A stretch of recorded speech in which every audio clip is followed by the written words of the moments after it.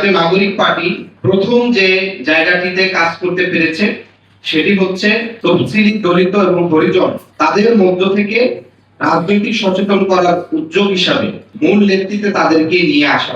আমাদের কিছুক্ষণ পরে এটি তফসিল, দলিত, হরিজনদের একটা আহ্বায়ক কমিটি হবে। সেখানে দেখবেন যে সেখানে যারা এই জনগোষ্ঠীতে বিলং করে তাদের থেকে মূল নেতৃত্বটা নিয়ে আসবে।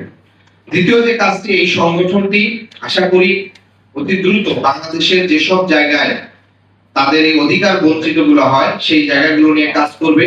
রাজনৈতিক দল হিসাবে আমরা আমাদের সর্বোচ্চ আমাদের দৃষ্টিভঙ্গি দিয়ে আমরা তাদের পাশে থাকবো।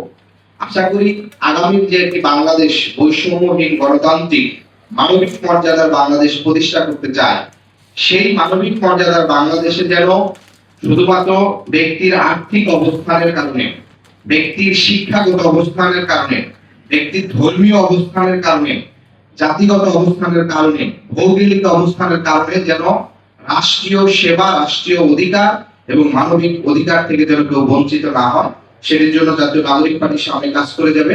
আপনারা যারা উপস্থিত হয়েছে সবাইকে আন্তরিক ধন্যবাদ জানাই এবং আজকের বক্তব্য শেষ করছি।